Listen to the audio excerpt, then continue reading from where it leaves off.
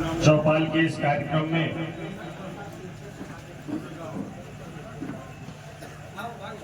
नेवरा ग्राम सभा के सभी बड़े बुजुर्गों को, युवाओं को और इन राष्ट्र के कर्णधार नन्हे मुन्ने बच्चों को चैत्र नवरात्र की हार्दिक बधाई देता हूं और अपने विकास खंड मवई की ग्राम सभा नेवरा में हम सबके हृदयस्थ अति प्रिय लोकप्रिय सांसद जी का आगमन हुआ है।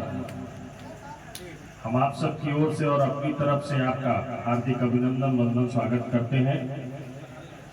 इस कार्यक्रम की अध्यक्षता कर रहे हमारे मंडल के अध्यक्ष सम्मानित श्री संतोष मिश्रा जी, हम सबके अगुआ और मार्गदर्शक और अभिभावक की भूमिका में जिनका सतत मार्गदर्शन मिलता है, ऐसे किसान मोर्चे के जिला उपाध्यक्ष भाजपा के नेता सम्मानित श्री निर्मल शर्मा जी और इस ग्राम सभा की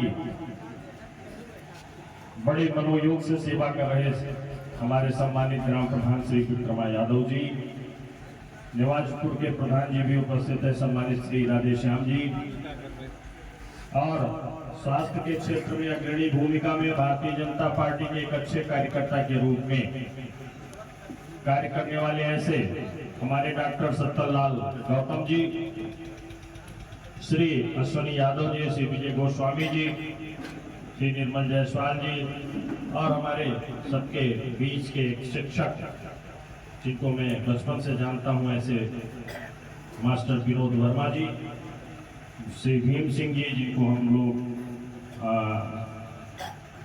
सोशल मीडिया पर बहुत भली भांति उत्तर प्रत्युत्तर करते हुए सुनते रहते हैं और कोई कोर कसर नहीं छोड़ते हैं। जिन कमियों को है उन कमियों को उजागर करने की बात भी करते हैं। हम तो आपकी इस बात से बहुत ही आनंदित हुए जब आपने एक बार कहा था कि उन सरकारों को पहले भी सोचना चाहिए था जो 10 वर्ष पहले सोच सकती थी। तब उनको नहीं दिखा अयोध्या का खून खराबा, तब उनको नहीं दिखा धारा 370-35A, तब उनको देश की सीमाएं पर रक्षा करने वाले हमारे बीच के बड़े भाई बेटे बच्चों की चिंता नहीं थी, जो सेना में नौकरी करके अगर सीमा पर है खड़े संगीन लेकर के 35-40 -40 सेंटीग्रेड टेम्परेचर पर हमारे घर का बेटा वहां में ड्यूटी कर रहा है, तो क्या उसको अत्याधुनिक अधिकारों से लैस नहीं करना चाहिए? उसकी सुरक्षा की हमारी जिम्मेदारी नहीं है?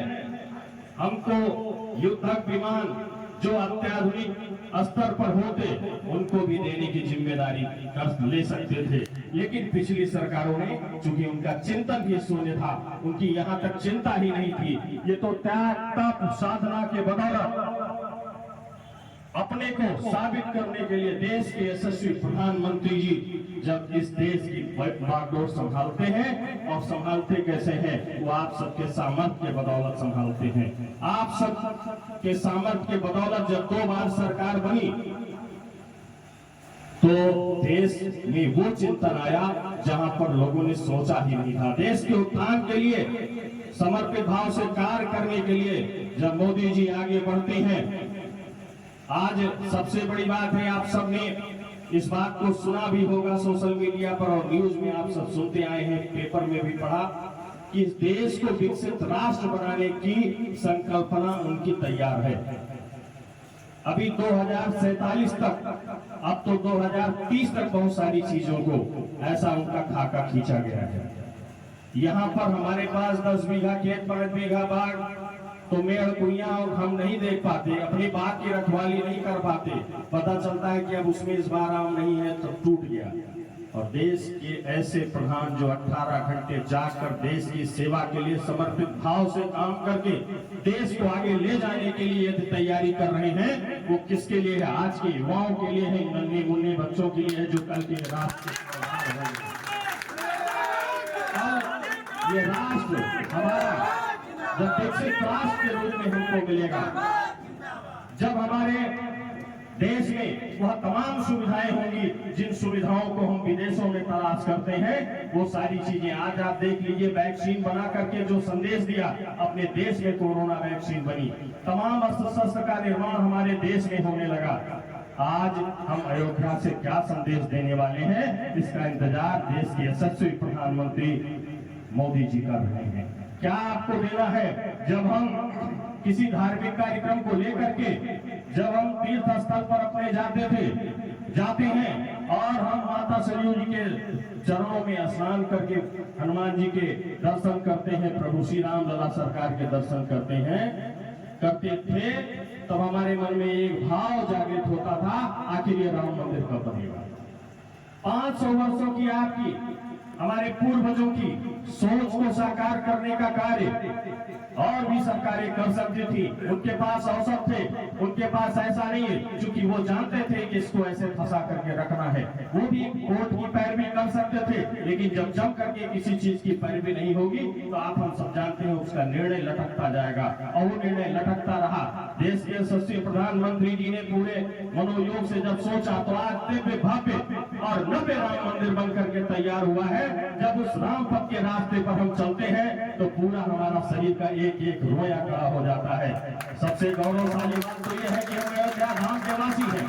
हमको कहते हुए गर्व होता है, दुनिया के किसी कोने में हम चले जाएंगे, हम इस अपने किसी राज्य में चले जाएंगे, और जब ये हम बताएंगे कि हम श्री धाम अयोध्या से आए हैं, तो यह गौरव अगर हमको प्राप्त हुआ तो देश के हम मुख्यमंत्री श्री योगी आदित्यनाथ जी का धन्यवाद ज्ञापित करेंगे कि अयोध्या जनपद करके हम सबको अयोध्यावासी बना दिया। हम सब अयोध्या जनपद के वासी हैं, हम सबका गौरव बढ़ेगा। अब आपके सामने जिम्मेदारी है, फैजाबाद से 2 बार आपने लोकसभा सांसद बना करके आपने ये पुष्प अर्पित किया है। क्या ये आपको जवाब नहीं देना होगा दुनिया को कि जब आप तीसरी बार सांसद जी को भारी मतों से जिता करके नहीं भेजेंगे तो दुनिया आपसे सवाल करेगी कि ये अयोध्यावासी है। जब जत्थे में जाते थे और बोलते थे राम लला हम आएंगे, मंदिर वहीं बनाएंगे, तो आखिर वो उनका पूछने का हक बनता है।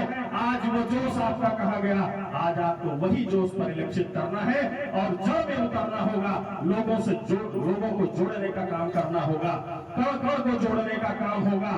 प्रभु श्री राम के दिव्य भव्य नव्य मंदिर बन जाने के बाद आज दुनिया ये हमसे पूछ रही है कि आप क्या करने जा रहे हो, आप अयोध्यावासी क्या उत्तर देने जा रहे हो। तो हमारा एक ही उत्तर होगा कि 20 मई को जब हम बटन दबाने जाएंगे तो कण को जोड़ करके लेकर के 100% मतदान करा करके माननीय सांसद जी को जिता करके दुनिया को संदेश देने का काम करेंगे। यही आशीर्वाद आप सबके बीच मांगने आया हूँ। अयोध्यावासियों, आपको जागृत हो जाना है, क्योंकि जिनकी आसुरी शक्तियां अपना काम करेंगी, उनका काम है। ये चैत्र नवरात्रि का पर्व भी चल रहा है।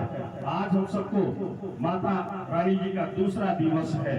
हम सब हमारे सबके अंदर ऊर्जा का संचरण हो और इतना तीव्र ऊर्जा का संचरण हो कि हम सब कण को जोड़ने के लिए पूरी तत्परता से लग जाएं और हमारे अंदर ये मनोभाव पैदा हो जाए कि श्री धाम अयोध्या से हमारा उत्तरदायित्व बनता है और हम जवाबदेह हैं कि हम दुनिया को क्या जवाब देंगे।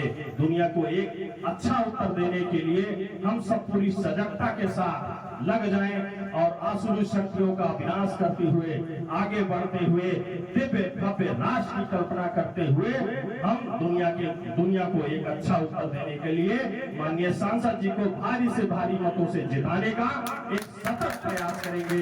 जय हिंद, जय भारत, वंदे मातरम, जय जय श्री राम।